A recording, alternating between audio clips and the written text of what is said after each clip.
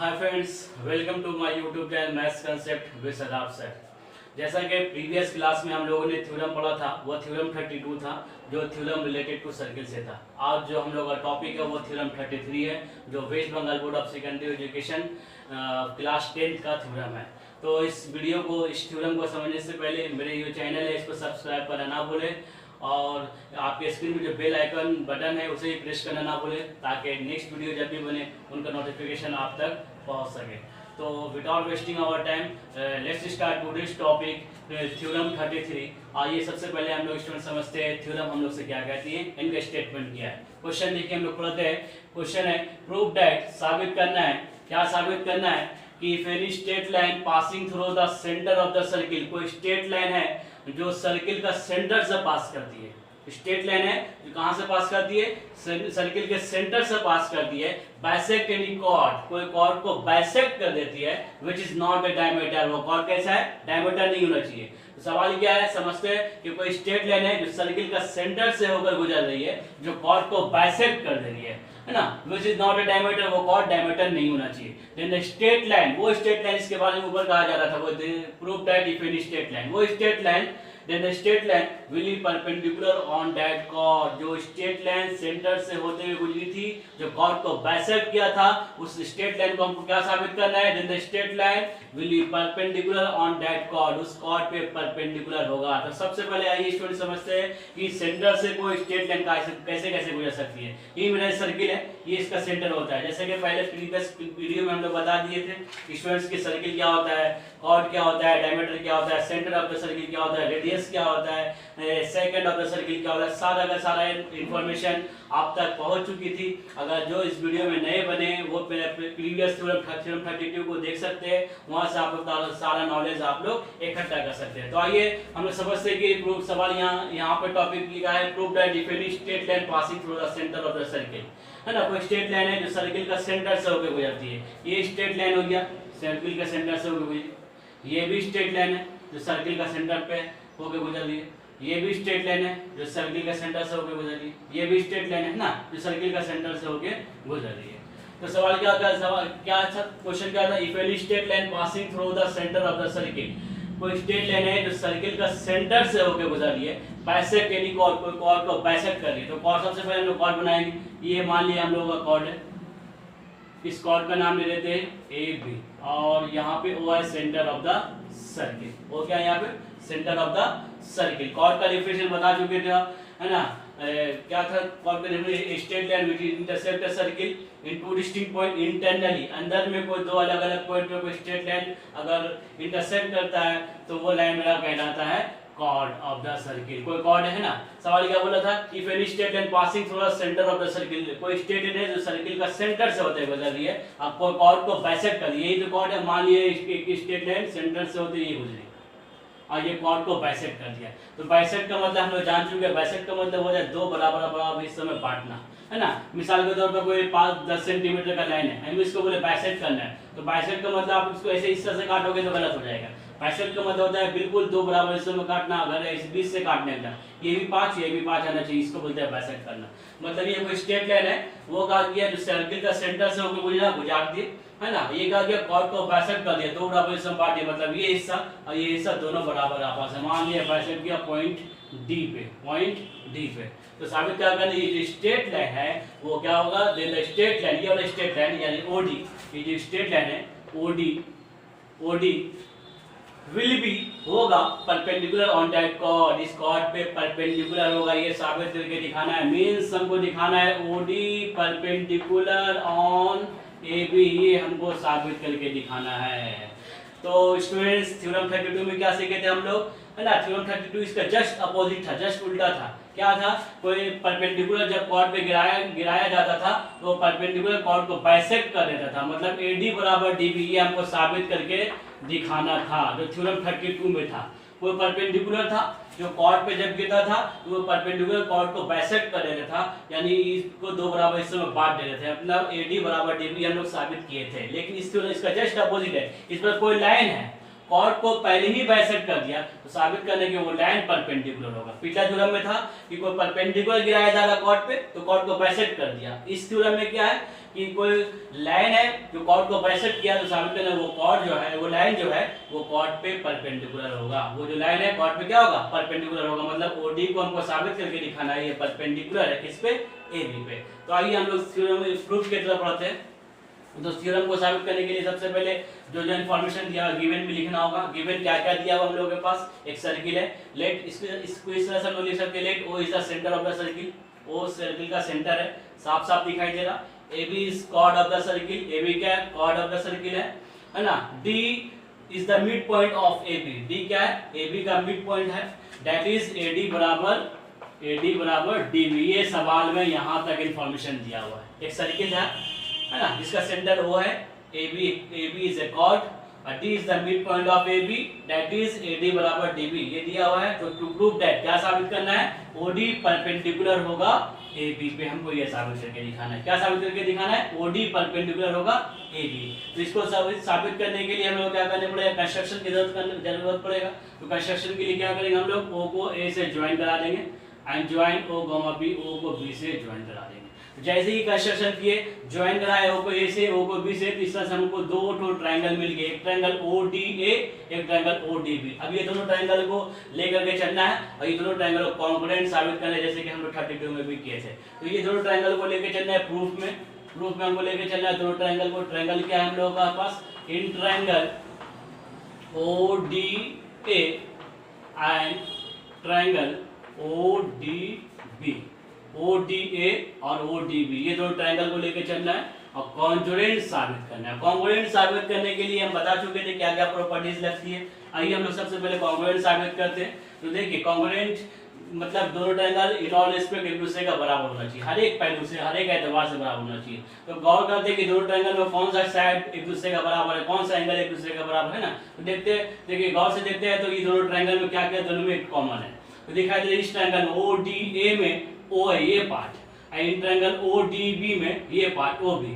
तो ये OA बराबर होगा OB का, पहला सबूत हमको मिला, OA बराबर होगा OB का। क्यों बराबर होगा, क्योंकि ये OA तो इस ट्रायंगल का पार्ट है, OB तो इस OB जो है ODB का पार्ट है, बट इस ट्रायंगल का पार्ट होने के साथ साथ इस सर्किल का रेडियस भी है। क्यों, क्योंकि सेंटर से होते हुए लाइन गुजर रही है ना, सर्कमफ्रेंस तक जा रही है। तो ये रेडियस हम लोग जानते हैं, एक सर्किल में जितना भी रेडियस होता है सब आपस में क्या होता है, इक्वल होता है। मान लीजिए सर्किल है, यहाँ पे हमको रेडियस कहते हैं, ये रेडियस हो गया, ये रेडियस हो गया, ये रेडियस हो गया। सेंटर से जो लाइन सर्कमफ्रेंस तक जाते हो क्या कहलाता है, रेडियस। और जितनी भी रेडियस होती है सब आपस में क्या होता है, इक्वल होती है। तो इस ट्रायंगल का ये पार्ट OA और इस ट्रायंगल का ये पार्ट OB, दोनों को आपस में बराबर बोल दिए। लिख देंगे reason, radii of same circle, radii of same circle, एक ही सर्किल का रेडियाई ऑफ सेम सर्किल, एक ही सर्किल का रेडियाई होने की वजह से ये दोनों आपस में बराबर। एक सबूत मिल गया स्टूडेंट्स। तो आइए दूसरा सबूत देखते हैं, है ना। देखते हैं कि इस ट्रायंगल में और क्या चीज है दोनों में कॉमन नजर आ रहा है। इस ट्रायंगल में ये पार्ट OD और इस ट्रायंगल में ये पार्ट OD, एक ही पार्ट है जो इस ट्रायंगल के लिए भी काम कर रहा है और यही पार्ट इस ट्रायंगल के लिए भी काम कर रहा है। मिसाल के तौर पर ये दीवार है, इस रूम के लिए भी ये दीवार काम कर रहा है और उसके पीछे जो रूम है उस रूम के लिए भी ये दीवार काम कर रहा है। मतलब ये जो दीवार है, ये वॉल है, ये कॉमन हो गया दोनों रूम के लिए। इस तरह से लिख सकते हैं दूसरा सबूत, OD is common, OD is common, OD दोनों में कॉमन है, ये भी सबूत मिल गया। उसके बाद एक और कुछ देखते हैं हम लोग क्या कुछ मिल जाए। तो सवाल में था कि ये जो लाइन गिरा था कॉर्ड को बाइसेक्ट कर दिया था, मतलब दो बराबर हिस्सों में बांट दिया था, मतलब ये दोनों आपस में क्या है, बराबर है। तो AD ये बराबर है किसका, DB का। ये हम अपना तरफ से नहीं बोले, सवाल में दिया हुआ है गिवन, ये दोनों सवाल में दिया हुआ था AD बराबर DB, ये दिया हुआ। क्योंकि सवाल था कि स्ट्रेट लाइन है जो सेंटर ऑफ द सर्किल से होकर हो जाती है, कॉर्ड को बाइसेक्ट करती है, तो कॉर्ड को बाइसेक्ट कर देती है, मतलब इसको दो बराबर हिस्सों में बांट देता है, मतलब AD बराबर DB, ये दिया हुआ है। तीन सबूत मिल गया। इस दोनों ट्रायंगल को लेके चले थे, ये OA बराबर OB दिखा दिए पहले, फिर बता दी OD दोनों में कॉमन है, फिर दिखा दी AD बराबर DB का। तीन सबूत मिल गया, देयरफॉर हम लोग बोल सकते हैं ट्रायंगल ODA ये कॉन्ग्रुएंट होगा ट्रायंगल ODB का। ये दोनों ट्रायंगल आपस में क्या हो गया फ्रेंड्स, कॉन्ग्रुएंट हो गया। जब कॉन्ग्रुएंट हो गया मतलब एक दूसरे से हर एक एतबार से एक दूसरे का बराबर हो गया। जब बराबर हो गया तो बाय कॉन्ग्रुएंसी रूल के तहत हम लोग बता सकते हैं कि दोनों ट्रायंगल को भी कॉरस्पॉन्डिंग पार्ट या कोई भी कॉरस्पॉन्डिंग एंगल को आपस में हम लोग बराबर बोल सकते हैं। तो हम लोग वो थ्योरम प्रूव करना देखिए, जो जब ये दोनों ट्रायंगल कॉन्ग्रुएंट साबित हो गया तो हम दोनों का कोई भी कॉरस्पॉन्डिंग पार्ट को बराबर बोल सकते हैं। मिसाल के तौर पर OA बराबर बोल सकते हैं, जैसे कि बताया थे, मान लीजिए दो ट्रायंगल है, इसका नाम है OAD और ये ट्रायंगल है ODB। अगर दोनों ट्रायंगल कॉन्ग्रुएंट साबित हो गया तो हम बोल सकते हैं कि OA बराबर OD का, है ना, कॉरस्पॉन्डिंग पार्ट हुआ, OD बराबर OB का, या AD बराबर DB का, या एंगल O बराबर या एंगल O के बराबर हो सकते हैं, या एंगल A बराबर होगा एंगल D का, या एंगल D ये बराबर एंगल B का। कुछ भी हम लोग कॉरस्पॉन्डिंग पार्ट को, एंगल को या पार्ट को या साइड को हम लोग बराबर बोल सकते हैं। तो हम लोग को थ्योरम को प्रूफ की तरफ ले जाना है। तो हम लोग जब ये दोनों ट्रायंगल कॉन्ग्रुएंट साबित हो गया तो हम क्या बोलेंगे कि यहाँ का ये इस ट्रायंगल का ये एंगल यानी ट्रायंगल ODA और इस ट्रायंगल का ये एंगल यानी ट्रायंगल ODB दोनों को आपस में बनाते हैं। हम लोग बोल सकते हैं एंगल ODA ये बराबर होगा एंगल ODB का। ये हम अपना तरफ से नहीं बोल रहे फ्रेंड्स, ये हम अपना तरफ से, ये हम लोगों का कॉन्ग्रुएंसी हम लोगों को राइट देता है। जब भी कोई दो ट्रायंगल आपस में कॉन्ग्रुएंट होता है जिसका कोई भी कॉरस्पॉन्डिंग पार्ट को हम लोग इक्वल बोल सकते हैं। तो हम लोग क्या किए, इस ट्रायंगल का ये एंगल ले लिए और इस ट्रायंगल का ये एंगल ले लिए। इस एंगल को पढ़ेंगे कैसे, ODA ये बराबर है इस एंगल का, इस एंगल ODB के, ये दोनों आपस में बराबर हो गया। रीजन लिख सकते हैं हम लोग by CPCT corresponding part of congruent triangle. Congruent triangle का कॉरस्पॉन्डिंग पार्ट होने की वजह से दोनों एंगल को हम लोग आपस में बराबर बोल दिए।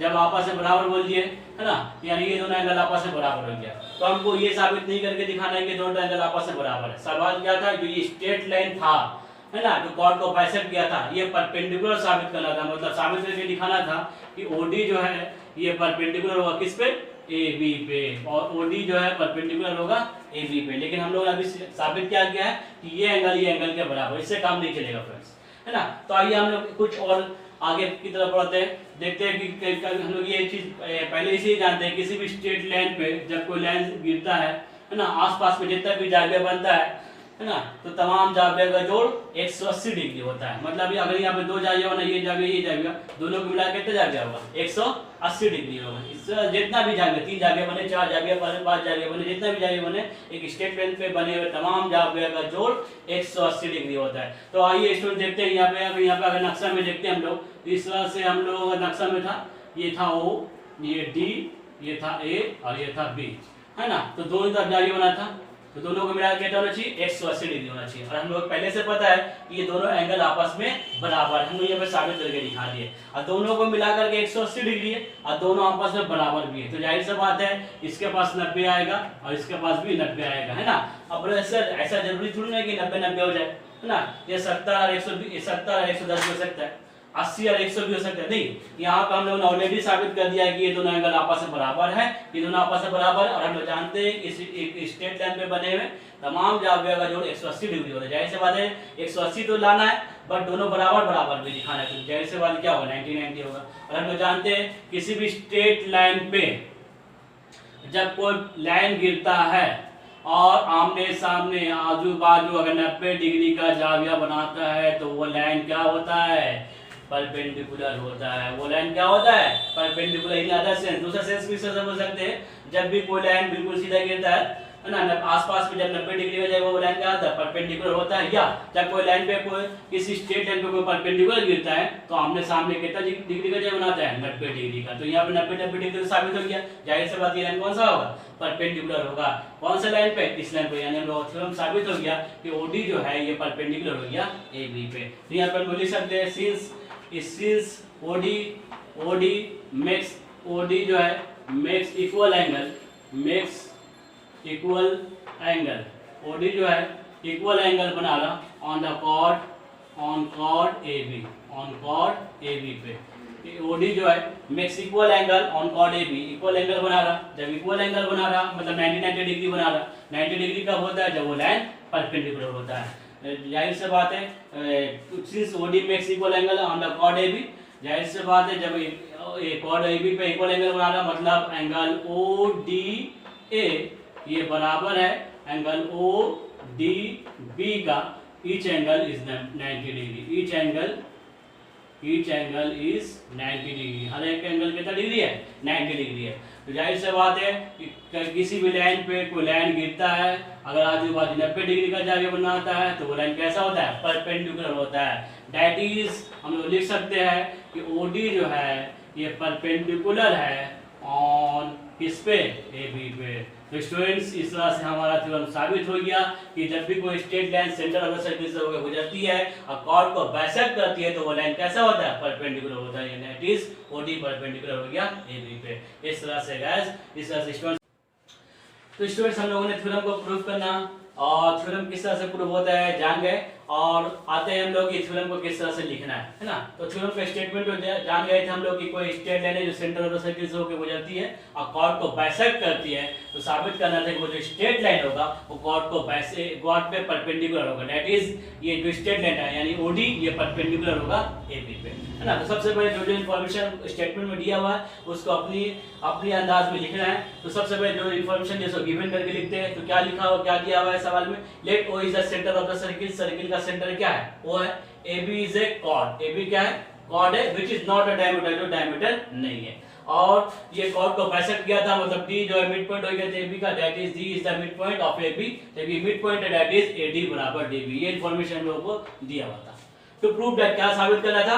OD ये परपेंडिकुलर होगा ऑन AB पे। OD किस पे परपेंडिकुलर होगा? AB पे। कंस्ट्रक्शन की थ्योरम को प्रूव करने के लिए कंस्ट्रक्शन की जरूरत पड़ा। हम लोग कहा कि join O, A and O, B, O को A से और O को B से मिला दिया। तो स्टूडेंट कंस्ट्रक्शन के बाद आते हैं हम लोग प्रूफ की तरफ, है ना। प्रूफ जैसे ही कंस्ट्रक्शन किए O को A से मिलाए और O को B से मिलाए तो हम लोग देख रहे हैं कि दो ट्रायंगल हम लोगों के पास आ गया। एक ट्रायंगल ODA और एक ट्रायंगल आ गया ODB। ये दोनों ट्रायंगल को लेकर के चलना है और दोनों ट्रायंगल को पहले हम लोग कॉन्ग्रुएंट साबित करने की कोशिश करते हैं। तो आइए दोनों ट्रायंगल को लेकर चलते हैं। ट्रायंगल ODA यानी ये ट्रायंगल एंड ट्रायंगल ODB यानी ये ट्रायंगल। अब इसको कॉन्ग्रुएंट साबित करने के लिए जैसे से बात इसको सबूत देना होगा।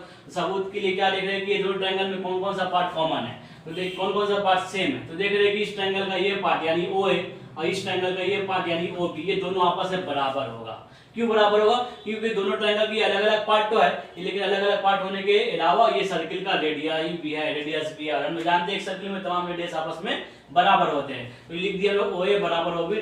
रीजन क्या था? Radius of the same circle, एक ही सर्किल का रेडियस होने की वजह का। और दूसरा सबूत देखते हैं कि ये दोनों ट्रायंगल में देख रही है साफ दिखाई दे रहा है OD जो है ये दोनों में कॉमन है ना। OD इस ट्रायंगल के लिए भी काम कर रहा है और OD इस ट्रायंगल के लिए काम कर रहा है, इसलिए लिख दिया OD इज कॉमन। OD दोनों में कॉमन है। उसके बाद देख रहे हैं कि सवाल बोलेगा D is the mid point of AB, यानी जाहिर सी बात है जब ये मिड पॉइंट है यानी AD बराबर DB। ये भी दिया हुआ यानी इस ट्रायंगल का ये पार्ट और इस ट्रायंगल का ये पार्ट दोनों आपस में बराबर है, ये सवाल में दिया हुआ था। तो ये जब तीन सबूत मिल गया OA बराबर OB का, OD दोनों में कॉमन है और AD बराबर DB का, देयरफॉर बोल सकते हैं ODA ये ट्रायंगल कॉम्पोनेंट होगा ODB का। कौन सा साइड बाई लिख सकते हैं हम लोग? कौन सा रीजन है? ये दोनों ट्रायंगल का साइड बराबर, यहाँ भी साइड बराबर, यहाँ भी साइड बराबर, यानी बाई साइड रूल करता है। ये दोनों ट्रायंगल आपस में कॉन्ग्रुएंट साबित हो गया। जब ये दोनों ट्रायंगल आपस में कॉन्ग्रुएंट साबित हो गया तो कॉन्ग्रुएंसी का रूल के मुताबिक हम लोग दोनों ट्रायंगल का कोई भी कोरस्पोंडिंग पार्ट को हम लोग आपस में इक्वल बोल सकते हैं। तो थ्योरम के प्रूफ करने के लिए हम लोग क्या किए, इस ट्रायंगल का ये एंगल यानी ODA और ये ट्रायंगल का ये एंगल यानी ODB दोनों को आपस में हम लोग इक्वल बोलिए। बाय क्रॉस का रीजन क्या था, क्यों बराबर बोलिए? By CPCT by corresponding part of congruent triangle. Congruent triangle का कोरस्पोंडिंग पार्ट होने की वजह से ये दोनों आपस में बराबर हो गया। और हम लोग जानते हैं स्टूडेंट्स किसी भी लाइन के ऊपर कोई भी स्ट्रेट लाइन पे कोई लाइन गिराते हैं तो आसपास में जितना भी जाविया बनता है एक स्ट्रेट लाइन में बने हुए तमाम जावियों का जोड़ 180 डिग्री होता है। यानी यहाँ पे देख रहे हैं ये OD था और ये AB था, है ना। तो यहाँ पे दो जाविया बना था। हम लोग जानते हैं कि स्ट्रेट लाइन में बने हुए तमाम जावियों का जोड़ 180 होता है। 180 हमेशा 180 डिग्री होता है। हम लोग ये पहले से ये साबित कर चुके हैं कि दोनों एंगल आपस में बराबर है। ये दोनों एंगल आपस में क्या है? बराबर है। और दोनों मिलाकर के 180 है, तो जाहिर सी बात है दोनों एक मिला के 180 है और दोनों आपस में बराबर है। जाहिर सी बात है कितना होगा? 90 होगा और ये भी कितना होगा? 90 होगा। यानी हम लोग बोल सकते हैं चूंकि OD makes equal angle on the chord AB, OD जो है AB पे इक्वल एंगल बना रहा, दैट इज यानी ODA ये बराबर है ODB का। ईच एंगल कितना है? 90 डिग्री, तो 90 डिग्री। और हम लोग जानते हैं किसी भी लाइन के ऊपर में कोई लाइन अगर गिरता है और आसपास अगर 90 डिग्री का जाके बनाता है तो वो लाइन कैसा होता है, परपेंडिकुलर होता है। दैट इज ओडी जो है परपेंडिकुलर है ऑन ए बी। इस तरह से हम लोगों का थ्योरम प्रूव हो गया कि कोई स्ट्रेट लाइन जब सेंटर ऑफ द सर्किल से गुजरती है, कॉर्ड पे बाइसेक्ट करती है, तो वो लाइन कैसा होता है, परपेंडिकुलर होता है। That is OD perpendicular on A B. इस तरह से हम लोगों का थ्योरम प्रूव हो गया। And thank you. एंड इस वीडियो से पहले हमारे चैनल को सब्सक्राइब करना ना भूले और बेल आइकन बटन है उसे भी प्रेस करना ना भूले ताकि नेक्स्ट वीडियो जब भी बने इनका नोटिफिकेशन आप तक पहुंच सके। Thank you so much.